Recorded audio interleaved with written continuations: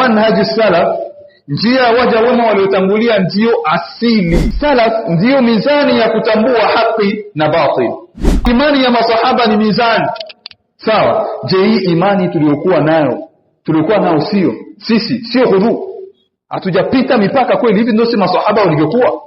Ikiwa mtu ataamini kinyume na jinsi walivyoamini masahaba radhiallahu anhum, faqad dhalla, ameshapotea. Na yule ambaye atakayempinga mtume sallallahu alaihi wasallam, akapuuzia maneno ya mtume baada ya kubainishiwa haki, sawa, wayattabi' ghayra sabili almu'minin, na akafata njia isiyokuwa njia ya waaminifu masahaba, nuwallihi ma tawalla wa nuslihi jahannam, tutampeleka kule anapokwenda, wa nuslihi jahannam, na mwisho wake itakuwa ni jahannam. Akafata njia ambayo sio njia ya masahaba. Bimaana ukiitazama Qur'ani mali imejaa na kutuonesha tufate njia ya hawa waja wema waliopita. Ibn Abbas sasa anathibitisha haya maneno. Hii aya inaonyesha kuwa imani ya masahaba ni mizani ya kujua haki na batil. A'udhu billahi minash shaitanir rajim. Bismillahir rahmanir rahim.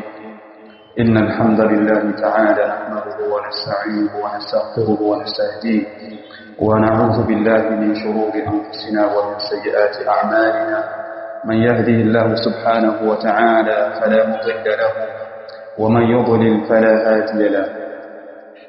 أشهد أن لا إله إلا الله ولي الصالحين وأشهد أن محمدا عبده ورسوله الذي بلغ الرسالة وأدى الأمانة ونصح الأمة وكشف الله به الغمة وتركنا على محجة بيضاء ليلها كنهارها لا يزيغ عنها إلا هالك، فصلوات ربي وسلامه عليه وعلى آله وأصحابه ومن تبعهم بإحسان إلى يوم الدين. أما بعد، أيها الأحبة، أوصيكم ونفسي المقصرة بتقوى الله سبحانه وتعالى، فقد فاز المتقون، كما قال الله سبحانه وتعالى في كتابه العزيز: ولقد وصينا الذين أوتوا الكتاب من قبلكم وإياكم أن اتقوا الله وإن تكفروا فإن لله ما في السماوات والأرض وكان الله عزيزا حكيما. Ndugu zangu Islam, hatuna budi kumsifu na kumshukuru Allah subhanahu wa ta'ala na kuzitaka rehema na amani zimwendee mtume wake Muhammad sallallahu alaihi wasallam. Hakika yule ambaye aliongozwa na Allah subhanahu wa ta'ala na kupata hidayah ya Mwenyezi Mungu subhanahu wa ta'ala, fala mudilla lahu, hana kabisa ambaye atakayempoteza. Wa man yudlil fala hadiya lahu, na atakayepotezwa na Mwenyezi Mungu subhanahu wa ta'ala hakuna yule ambaye atakayemuongoza. Bwana wetu mtume wetu Muhammad sallallahu alayhi wasallam alikuja kwa ami yake Abdul Muttalib, anamwambia qul la ilaha illa Allah, sema la ilaha illa Allah. Ijtahidu an-nabiy sallallahu alayhi wasallam hatta yuslim. Mtume sallallahu alayhi wasallam alikuwa anajitahidi mpaka aingie katika Uislamu, lakini haikuwezekana. Ikashuka aya katika Qur'ani, Allah subhanahu wa ta'ala akasema: innaka la tahdi man ahbabta walakinna Allah yahdi man yasha. Wewe mtume Muhammad sallallahu alaihi wasallam hauwezi ukamuongoza unayemtaka, lakini ni Allah subhanahu wa ta'ala ndiye ambaye anayeongoza anayemtaka. Kwa hiyo yule ambaye atakayemuongoza Allah subhanahu wa ta'ala, hakuna ambaye atakayempoteza akafata hidayah na nur na njia ya Mwenyezi Mungu subhanahu wa ta'ala na tariq iliyokuwa sawa, hakuna ambaye atakayempoteza. Na yule ambaye atakayepotea, hakuna ambaye atakayemuongoza isipokuwa kwa idhni yake Allah subhanahu wa ta'ala. Ndugu zangu Islam, kabla kuingia katika mada, mtume wetu Muhammad sallallahu alaihi wasallam kuna hadithi anasema, mtu anapochunga sala, yuko ndani ya msikiti anachunga sala nyingine, anaanzia kuwa yuko ndani ya sala. Mtu anachunga sala yuko ndani ya msikiti, anaanzia kama yuko ndani ya sala. Hadithun sahih ambayo haina shaka ndani yake kabisa. Maudhui yetu ya leo tutazungumzia kutokana na manhaju salafi salihi wa adillatuhu min alkitabi wa sunna, mwenendo wa waja wema waliopita na dalili zake katika kitabu na sunna. Dalili za kuwafata waja wema waliopita katika kitabu na sunna ya bwana mtume Muhammad sallallahu alayhi wasallam. Ndugu zangu Islam, kabla ya kuingia katika maudhui lazima tuelewe maana ya neno. Kwa kuelewa maana ya neno ndio unaelewa kitu kyote kwa ujumla, ama unapata taswira na fikra ya kitu kenyewe kinachozungumziwa.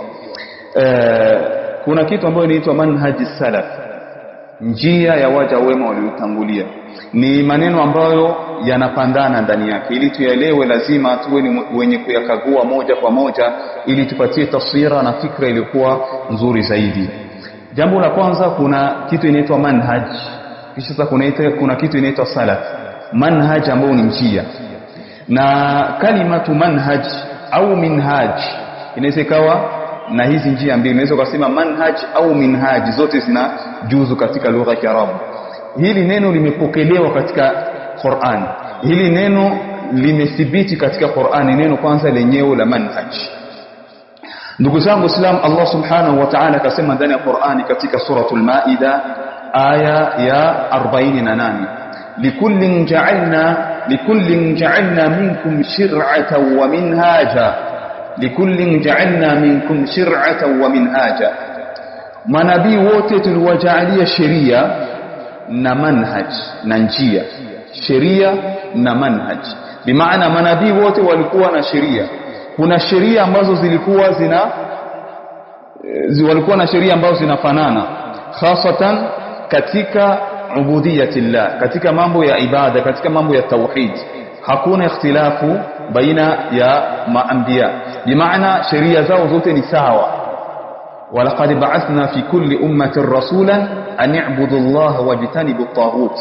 Tumetuma katika kila umma mitume, lengo na makusudio ni nini? Wamwabudu Allah subhanahu wa ta'ala na wajiepushe na miungu at-taghut.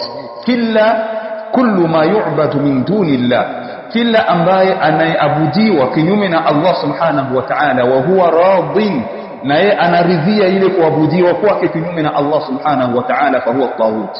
Ni taghut au min at-tawaghit, ni miongoni mwa mataghut. Sasa lengo la manabii alayhi wassalam ilikuwa kuambia watu warudie katika ibada, wamwabudu Allah subhanahu wa ta'ala na wajiepushe na miungu. Tayeb, bimaana Allah akasema likullin ja'alna minhum shir'a, tumewajalia sheria, wa minhaja, na manhaji na njia ya kupitia. Wafasiri wa Qur'an wakasema minhaja bimaana njia, ikimaanisha sunna, bimaana kila manabii walikuwa na sunna zao mbalimbali na sheria zao mbalimbali, pamoja na kuwa tumeonesha ya kuwa kuna sheria ambazo hazibadiliki, na ni sheria zile ambazo zinataallaq na tauhidi na kumwabudu Allah subhanahu wa ta'ala na imani ya Mwenyezi Mungu. Hizo hazibadiliki kabisa. Lakini kuna sheria zingine ambazo zinabadilika, kama vile wakati wa Nabii Allah Musa alayhi salatu wassalam walikuwa na mustalah ya wakati huo, walikuwa na salum, salum inafanywa samdi. Sasa wakati wa Musa alikuwa na salum yao, wa yawma sabituhum shur'an la yasbituna kadhalika nabiluhum bima kanu yaf'alun.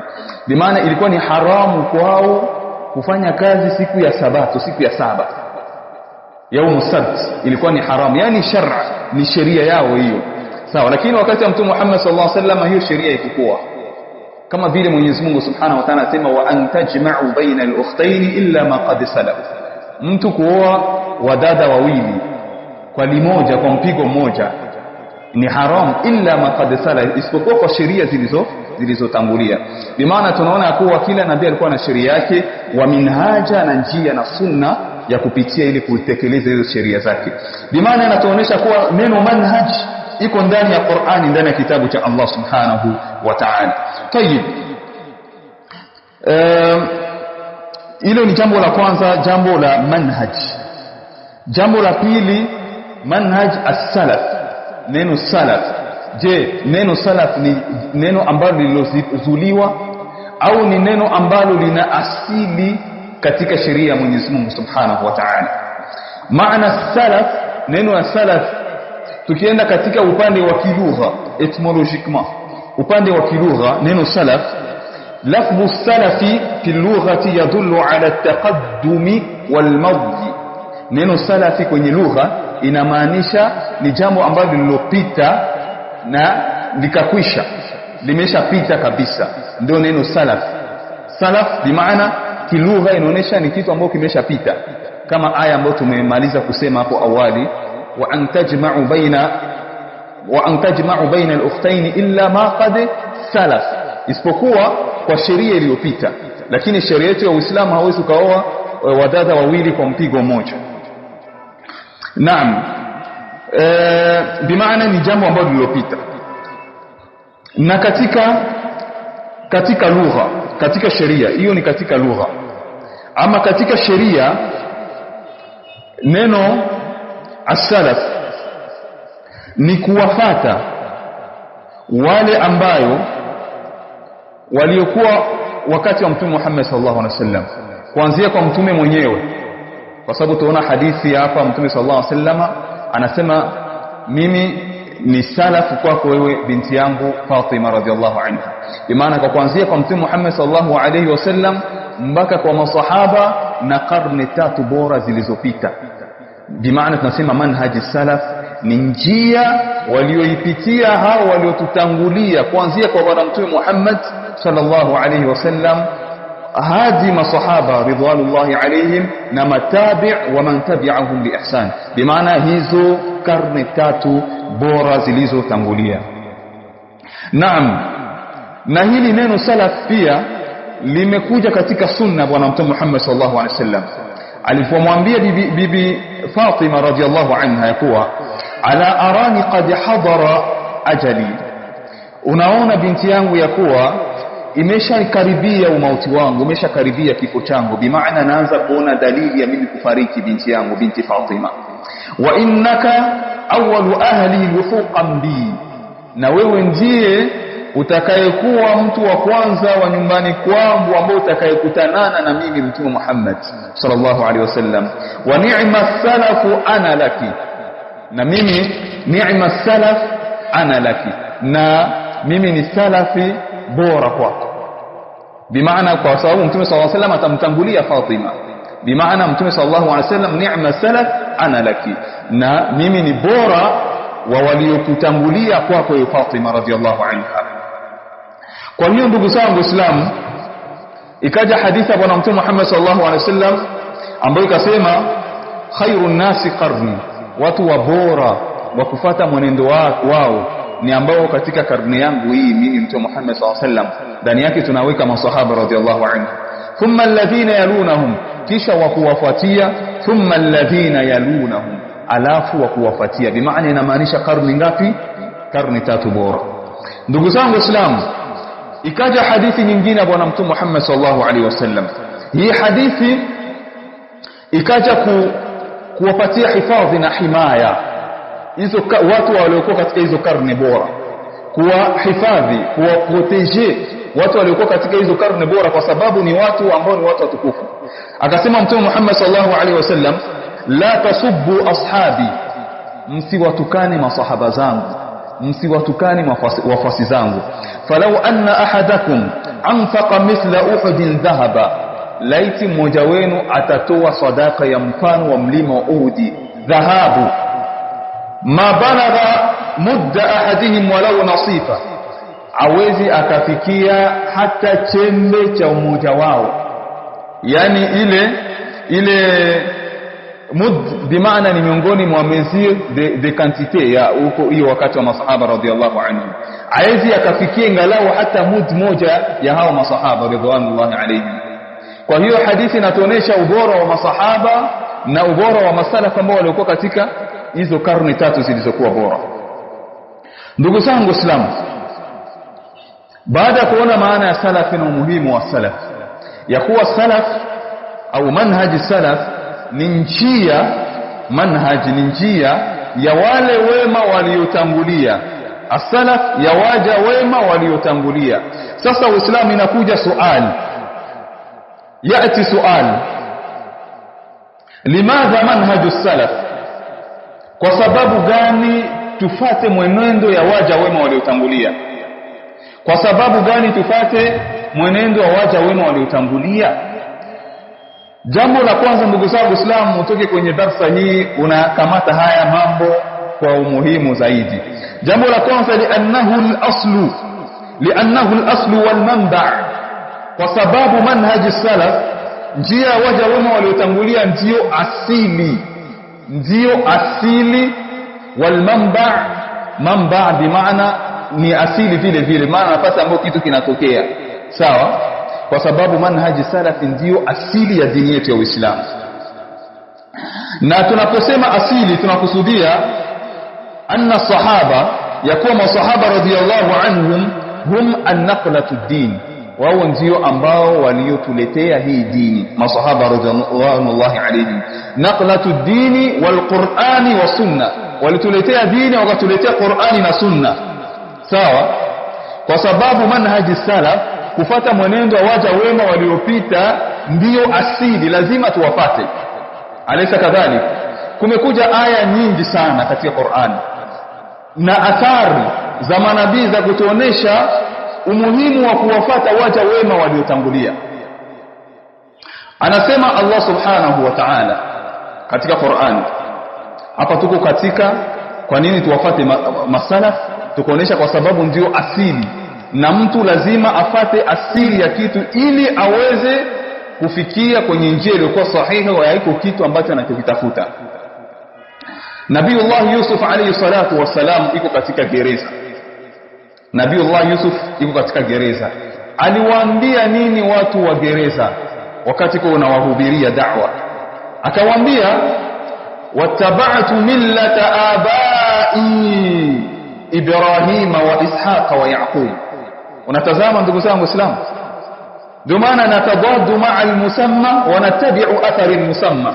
Kuna watu wanasema salafi, kwa nini masalafi? Lakini wanapinga neno, lakini tukifuata kwenye matendo unakutana matendo, dalili Qur'ani na Sunna zote zinaonesha ubora wa hili jambo la salaf. Hata Yusuf alayhi salatu wasalam anajinasibisha kwenye masalaf, anasema wattaba'tu millata abai Ibrahima, na mimi ninafuata mila salaf.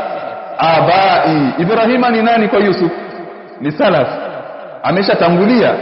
Abai Ibrahima wa Ishaqa wa Yaqub, na Ishaqa na Yaqub. Ile ndio tukimishia kwenye katikati hii aya ndio inaitwa salafia. Bimaana kitendo salafia ni kitendo cha kuwapata masalaf. Sawa? Sawa, manhaji sasa ni manhaji gani ambayo Yusuf alikuwa anatafuta kwa hao wazee wake waliotangulia? Wataba'tu millata abai Ibrahim wa Ishaqa wa Yaquba ma kana lana an nushrika billahi min shay. Sisi hatuko wa kumshirikisha Allah subhanahu wa ta'ala na chochote.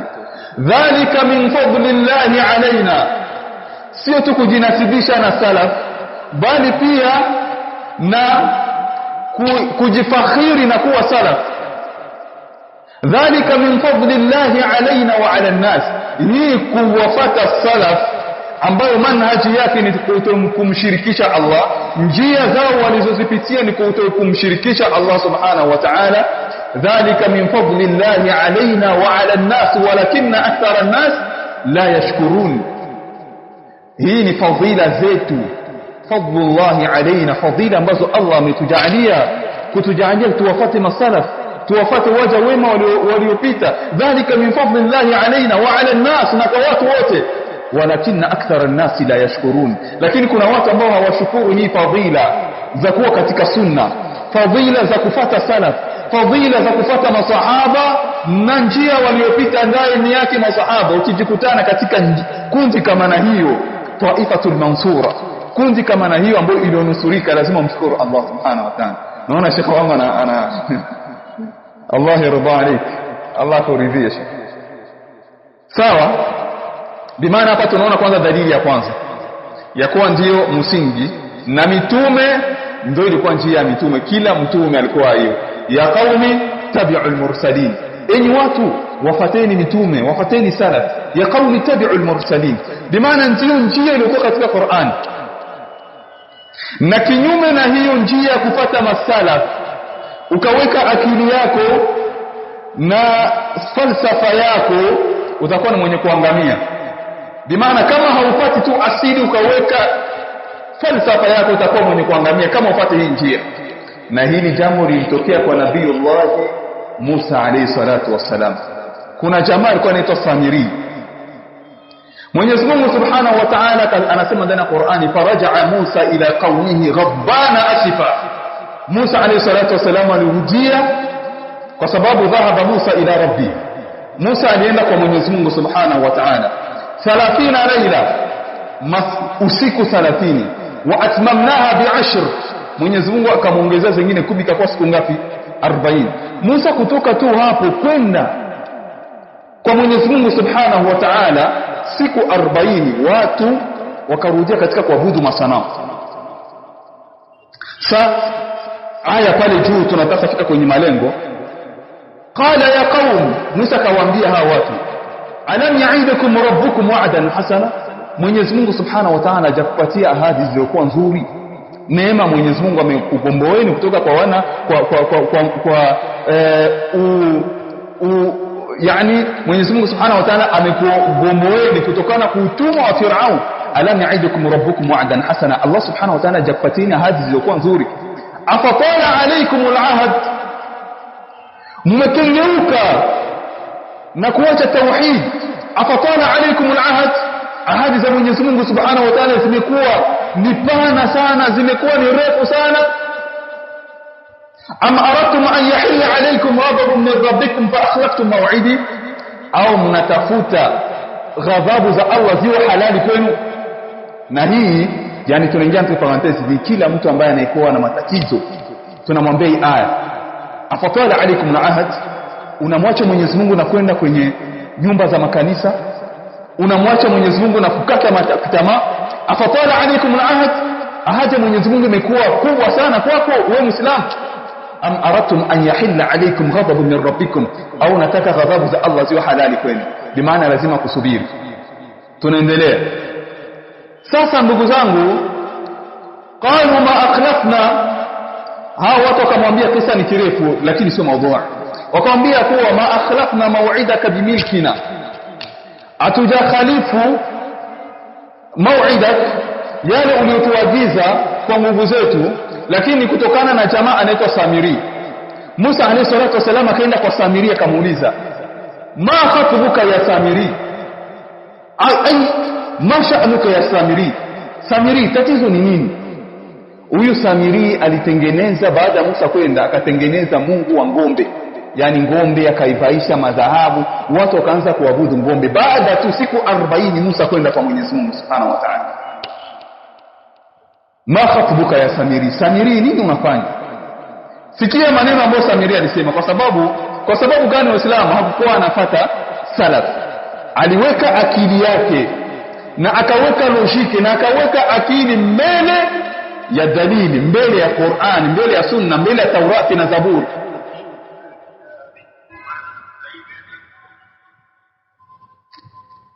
Tayib, pamoja na hayo ndugu zangu Waislamu, ma khatubuka ya Samiri, tatizo nini? Angalia Samiri aliyosema, na ndio watu wengi ambao hawafuati Qur'ani na Sunna na watu ambao hawafuati salaf ndio hoja wanazozitoa. Sikilizeni tu hoja wanazozitoa ni za huyu Samiri. Alisema nini? Qala basurtu bima lam yabsuru bihi.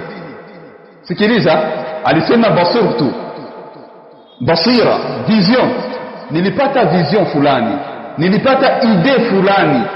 Unatazama ndugu zangu Waislamu, ahlul kalam, watu wa maneno na kutanguliza fikra mbele ya hadithi na sunna. Basurtu bima lam yabsuru bihi, nilipata vision fulani ambayo haiko kwenye sunna.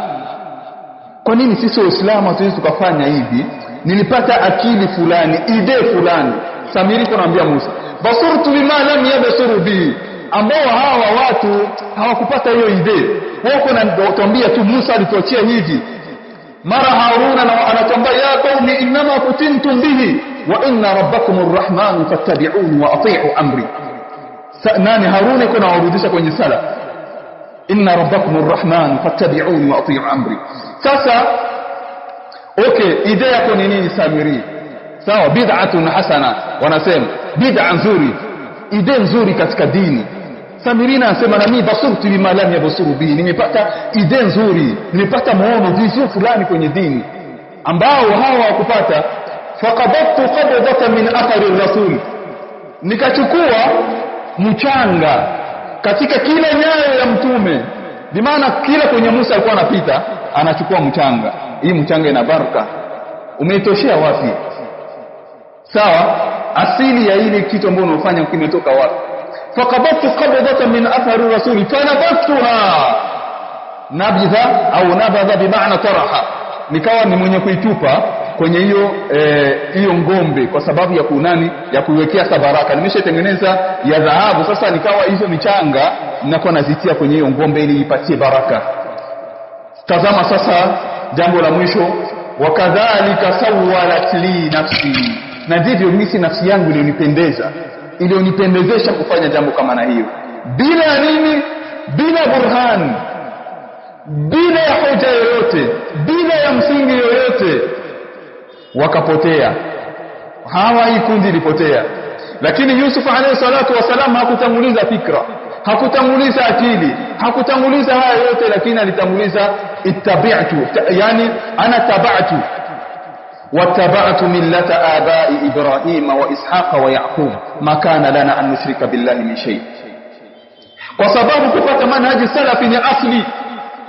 Mtume wetu Muhammad sallallahu alaihi wasallam naye mtume Allah alimwambia nini? Kun sadaqa Allah fattabi'u man as-salaf. Sema Allah amesema kweli, fuata mila nani? Ya Ibrahim ambayo imetangulia. Pita hizo njia ambazo Ibrahim alikuwa anapita. Fuata njia ya Ibrahim ambayo ilikuwa ni njia ambayo iko khalis, ambayo imesafika kabisa na ushirikina. Kwa hiyo ndugu zangu Waislamu, tunafuata salaf, waja wema waliotangulia, kwa sababu hiyo ndiyo asli. Hiyo ni jambo la kwanza. Jambo la pili, kwa nini tunafuata salaf? Baada ya kuona kuwa salafia ama kitendo cha kufuata salafi ndiyo asli, kwa sababu salafi ndugu zangu Waislamu, innahu mizanu alhuda walhaqi, ndiyo mizani ambayo itakayokujalia kutambua haki na batili. Sawa? Kitu ambacho unachokileta katika dini, je, hawa waliotutangulia walioleta dini yetu sawa walikuwa nacho? Hiki kitu tunachokifanya kilikuwa wakati wa Mtume Muhammad sallallahu alaihi wasallam. Mfano wake, mfano ihtifalu bi maulidi nabii sallallahu alaihi wasallam, kusherehekea kuzaliwa kwa Mtume Muhammad sallallahu alaihi wasallam. Ni kweli tayib? Je, wakati wa Mtume sallallahu alaihi wasallam kusherehekea huku kulikuwa? Wakati ya Mtume na masahaba zake, Mtume alizaliwa na alijua siku yake ya kuzaliwa, lakini hakusherehekea. Bimaana manhaji salafi inakuwa kama vile mzani, kila atakayekuja na kitu kipya tunakipima kupitia waja wema waliotutangulia. Tukifanya hivyo tutakuwa ni wenye kuongoka, wala kabisa hatutapotea katika njia iliyokuwa ya haki na njia Mwenyezi Mungu subhanahu wa ta'ala. Kwa sababu gani ndugu zangu Waislamu? Kwa sababu kunayo aya nyingine ndani ya suratul Baqara ikituonesha kuwa salaf ndiyo mizani ya kutambua haki na batil. Allah subhanahu wa ta'ala anasema, fa in amanu bimithli ma amantum bihi faqad ihtadaw, ikiwa mtaamini nyinyi kama vile masahaba imani yao ilivyokuwa, imani ya masahaba, mtaongoka. Maanake imani ya masahaba ni mizani. Sawa? Je, hii imani tuliokuwa nayo sio hudu? Hatujapita mipaka kweli? Hivi ndio masahaba walivyokuwa katika njia zao.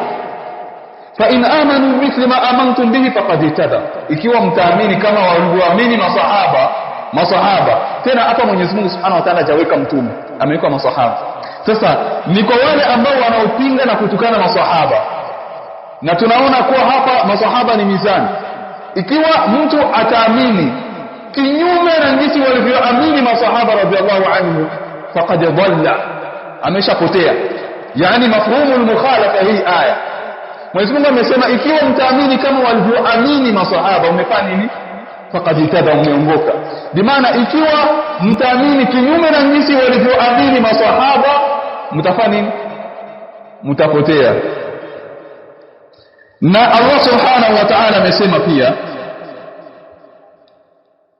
ومن يشاقق الرسول من بعد ما تبين له الهدى من بعد ما تبين له الحق na yule ambaye atakayempinga mtume sallallahu alaihi wasallam akapuuzia maneno ya mtume baada ya kubainishiwa haki, sawa, wayattabi' ghayra sabili almu'minin, na akafata njia isiyokuwa njia ya waaminifu masahaba, nuwallihi ma tawalla wa nuslihi jahannam, tutampeleka kule anapokwenda, wa nuslihi jahannam, na mwisho wake itakuwa ni jahannam.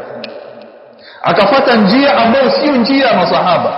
Bimaana ukiitazama Qur'ani mali imejaa na kutuonesha tufate njia ya hawa waja wema waliopita. Qala Ibn Abbas radiyallahu anhu, Ibn Abbas alipoangalia hii aya akasema al-khitabu lis-sahaba, khitabu hapa inakusudia masahaba. فالآية جعلت إيمانهم ميزان الحق والباطل, jinsi tulivyosema. Ibn Abbas sasa anathibitisha haya maneno. Hii aya inaonyesha kuwa imani ya masahaba ni mizani ya kujua haki na batil. Bimaana yule ambaye anayewatukana masahabu katika batil kutokana na nafsi ya Qur'an, yule ambaye anayepinga masahaba yuko katika batil kutokana na nafsi ya Qur'an, lazima kutafuta haki, lazima kwenda kwenye asili ambayo ni asili ya masahaba radhiallahu anhum. Je, ni hizi aya peke yake? Hapana, bali tunaendelea tena.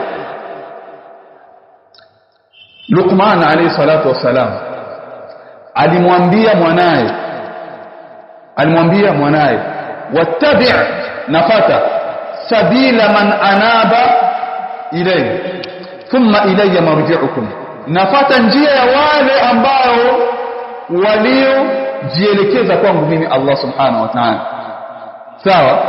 Fata njia ya wale, watabi'a sabila man anaba ilayya thumma ilayya marji'ukum, bimaana ikituonesha udharura wa kufata waja wema waliotangulia.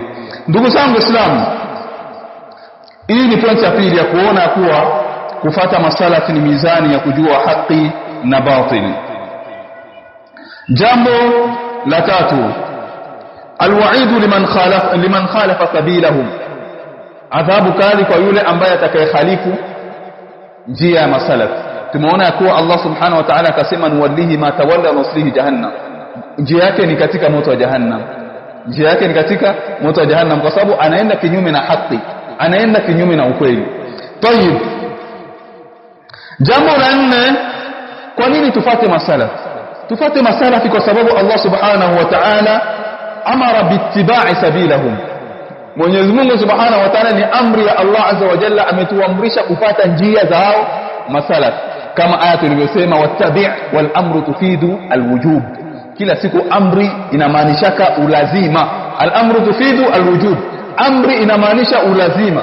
Wattabi' sabila man anaba ilayya, fata njia ya wale ambao waliojielekeza kwangu. Jambo la nne, liannahum ala mahajjati albayda, kwa sababu hao masalafu wako katika mahajja, bimaana barabara iliyokuwa nyeupe kabisa. Tayib, kuna hadithi ya bwana mtume Muhammad sallallahu alaihi wasallam anasema qad taraktum ala albayda, nimekuacheni katika weupe, na riwaya nyingine ala mahajjati albayda, nimekuacheni katika uwanja, barabara iliyokuwa nyeupe kabisa. Lailuha kanahariha, usiku wake ni kama mchana wake, bimaana mambo yote yako wazi, Qur'ani, sunna, bwana mtume, yote iko wazi.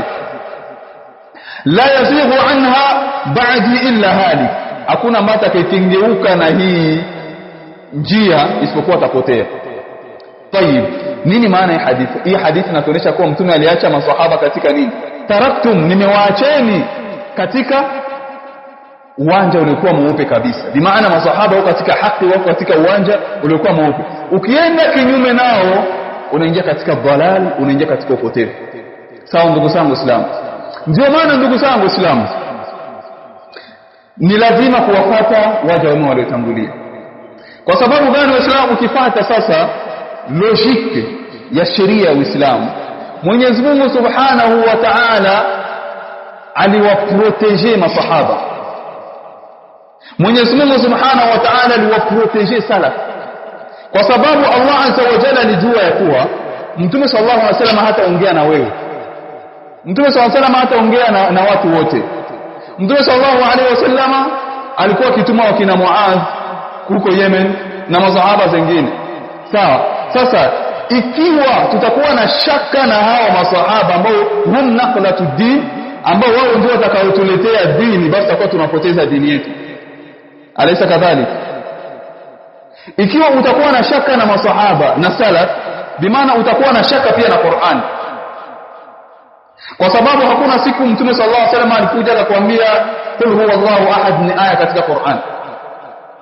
Waliotuletea Qur'ani ni masahaba, wakakwenda katika miji mbalimbali wakakwenda kufundisha Qur'an. Sasa ikiwa hao masahaba watakuwa waongo, maana Qur'ani itakuwa ya uongo. Ndio maana Mwenyezi Mungu Subhanahu wa Ta'ala katika Qur'ani akaprotejea hawa masahaba radhiyallahu ta'ala anhum na hizi aya zote nyingi zilizoteremka katika Qur'ani tukufu ya Mwenyezi Mungu Subhanahu wa Ta'ala. Qad yaqulu qa'il, aweza sema msemaji, sasa mnatuambia salaf, mtu kujiita salafi ya kuwa mimi ni salaf, kwa nini tusijiite tu Uislamu? Au mtu kujiita mimi ni ahlu sunna wal jamaa? Nyinyi mnafarikisha umma kama yakulun, nyinyi mnafarikisha umma wa Kiislamu kuleta majina. Mwenyezi Mungu Subhanahu wa Ta'ala huwa samakumul, naam, Mwenyezi Mungu Subhanahu wa Ta'ala amewaita nani? Waislamu. Sawa, kwa nini tujiite sasa ahlu sunna wal jamaa? Naqulu lahum araftum shay wa ghabat ankum ashya, mnajua vitu vidogo lakini vinavyowapotea ni vingi sana. Naam, Mwenyezi Mungu Subhanahu wa Ta'ala pamoja na kuwa sisi ni Waislamu, lakini alituita majina mbalimbali katika Qur'an. Alaysa kadhalik? Anasema Allah Subhanahu wa Ta'ala, laqad taba Allahu 'ala an-nabiyyi wal muhajirin wal ansar alladhina tabauhu fi sa'ati al-'usra. Mwenyezi Mungu Subhanahu wa Ta'ala ameshatubia na kuwasamehe ala nabii, mtume pekee, muhajirina waliohama, al-ansar waliopokea muhajirin. Mwenyezi Mungu anafanya nini? Mtume Muhammad, muhajirina na ansar ni Waislamu, sio Waislamu. Kwa nini Allah Subhanahu wa Ta'ala akusema tu laqad taba Allahu 'ala al-muslimin? Naam, kumbe Mwenyezi Mungu mwenyewe kwanza ndani ya Qur'an ameshaanza kutuita majina. Hakuna ubaya mtu kujinasibisha na jina ambalo ni jina nzuri wala sheria haijakataza. Na tena jina la salafi bimaana unajinasibisha na watu wema waliotangulia, kujinasibisha na jambo la khairi, kama vile muhajirin ni wale masahaba ambao waliohama wanajiita muhajirin, na Allah akakufirimia kuwa ni wanani muhajirin, pamoja na kuwa ni wanani ni Waislamu. Ansar waliopokea bimaana hawa wanaitwa maansar. Sawa, kwani Allah Subhanahu wa Ta'ala kujua kama ni Waislamu? Allah kujua kama ni Waislamu bimaana hata wakati Mtume Muhammad sallallahu alaihi wasallam ndani ya Qur'ani Mwenyezi Mungu Subhanahu wa Ta'ala alikuwa anaita watu majina mbalimbali, bimaana hakuna kosa Muislamu kujinasibisha na jina ambalo ni jina la khairi, kama vile Allah Subhanahu wa Ta'ala alivyoita muhajirina na kaita ansar na kaita Mtume sallallahu alaihi wasallam pamoja ya kuwa wote ni Waislamu. Lakini Mwenyezi Mungu Subhanahu wa Ta'ala kawaita kwa majina mbalimbali kuwabagua kutokana na fadhila walizokuwa nazo. Bimaana an-nabii ana fadhila kubwa, kisha muhajirina alaysa kadhalik, kisha ansar wanafuatia katika fadhila. Bimaana katika hali ya kuonesha fadhila na pia na katika hali ya kuonesha haki na kudhihirisha haki na kubagua baina haki na batil. Bimaana mimi ni salafi kutokana na watu wa bid'a ambao wako wanayojinasibisha na watu ambao wasiokuwa na misingi ama na vikundi ambao visiokuwa na misingi ambayo ilikuwa katika sunna ya Bwana Mtume Muhammad sallallahu alaihi wasallam. Bimaana hili jambo linaeleweka. Ukiuliza kwa nini unajiita salaf wakati sisi wote ni Waislamu, waambie Mwenyezi Mungu Subhanahu wa Ta'ala naye ameita muhajirina na ansar na nabii wakati wote ni Waislamu. Bimaana haiko sisi ndio tulianza. Qul atuallimuna Allah bidinikum, nataka kumfundisha Allah dini.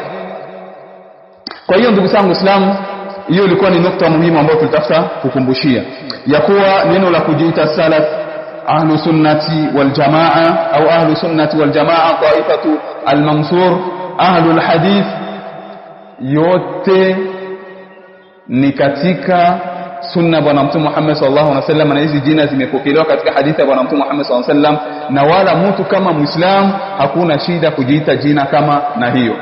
Na pia katika suratul Ahzab Allah subhanahu wa ta'ala akasema innal muslimina wal muslimat wal mu'minina wal mu'minat wal qanitina wal qanitat was sadiqina was sadiqat. Kwa nini Allah tuseme al muslimin? Lakini Mwenyezi Mungu mwenyewe akawaita majina, Waislamu, wenye kutoa sadaka kadha, wenye kutubia wa maashbaha dhalik. Kwa hiyo ndugu zangu Waislamu, tunafata salafi kwa sababu ni amri ya Mwenyezi Mungu Subhanahu wa Ta'ala, na kwa sababu Allah Subhanahu wa Ta'ala amewaacha katika nafasi iliyokuwa wazi kabisa na mtume wake Muhammad sallallahu alayhi wasallam. Naam. Alafu fadlu ittiba'i salaf, fadhila ya kuwafuata masalaf ambao ni masahaba radhiallahu anhu. Hapa tumeona kwanza maana ya salaf, sawa, tukaona kwa nini tuwafate masalaf, na fadhila sasa ya kuwafata wanani, na fadhila ya kuwafata masalaf. Jambo la kwanza, fadhila kuwafata masalaf, manhaju salaf kasafinati naja au kasafinati Nuh. Manhaji salafi kama vile safina ya Nuh, man rakibaha naja wa man tarakaha halak. Atakayepanda katika safina ya Nuh alayhi salatu wasalam naja, atafaulu, sawa, ngisi ilivyokuwa. Na atakaye kwenda kinyume na hii, hakuna safina nyingine, hakuna piroge nyutaleta katika dini, safina ni moja. Wa anna hadha sirati mustaqiman fattabi'uhu wa la tattabi'u subul. Hakuna mapirogi, bimaana safina ni moja, alkitabu wa sunna basi, sawa. Ni kama vile safina Nuh, man rakibaha naja, atakayepanda katika hii safina ataokoka, wa man taraka halak, atakayeacha atahiliki. Na hadithi ya Abdullah ibn Mas'ud radhiyallahu anhu anasema kuwa khata nabii sallallahu alaihi wasallam khattan mustaqiman, Mtume sallallahu alaihi wasallam alichapa mstari ambao unanyooka, kisha akasema hadha sabilullah, hii ni njia ya Allah subhanahu wa ta'ala. Bimaana mtume katika hadithi alichapa njia yenyoka na tumanjia pembeni yake, akasema hii ndio njia ya Mwenyezi Mungu subhanahu wa ta'ala. Thumma qala hadhihi subul ala kulli sabili minha shaytanun yad'u ilayhi. Tumanjia sasa njia zingine isiyokuwa sunna, kitabu cha Allah subhanahu wa ta'ala, sunna za mtume Muhammad sallallahu alaihi wasallam, ni njia za upotevu. Kila njia isiyokuwa katika inayofuata sunna na njia ya bwana mtume Muhammad sallallahu alaihi wasallam na Qur'ani, njia kama na hiyo, kuna shetani ambaye anayewashawishi watu waingie katika njia kama na hiyo. Ndugu zangu Waislamu, tunafuata manhaji salaf. Fadhila za kuwafuata salafi salih ni kwa sababu ni kama vile safina Nuh. Ukipanda katika safina kama na hii utaokoka, ukafuata njia zao utaokoka, na kama haufati safina kama na hii utakuwa ni mwenye kuingia katika upotevu uliokuwa mkubwa zaidi. Na hadithi ya bwana mtume Muhammad sallallahu alaihi wasallam akasema iftaraqatil yahudu ala 71 firqa, mayahudi wamegawanyika kwa makundi 71. Waftaraqatin nasara ala 72 firqa, manasara makundi 72. Lakini umma wangu huu utagawanyika katika makundi 70 na ngapi? Na 3. Kulluha fi an-nar illa wahida, zote zitaenda katika moto wa jahannam. Makundi zote kuleta fikra katika dini, kuleta akili yako mbele ya dalili, mambo yote kama na haya, wote ni motoni isipokuwa kundi moja, kundi ambayo itakaofuata kitabu cha Mwenyezi Mungu Subhanahu wa Ta'ala na sunna ya bwana mtume Muhammad sallallahu alaihi wasallam. Hiyo ndio njia ambayo itakayoongoka. Kwa hiyo ndugu zangu Waislamu, tuna pointi kama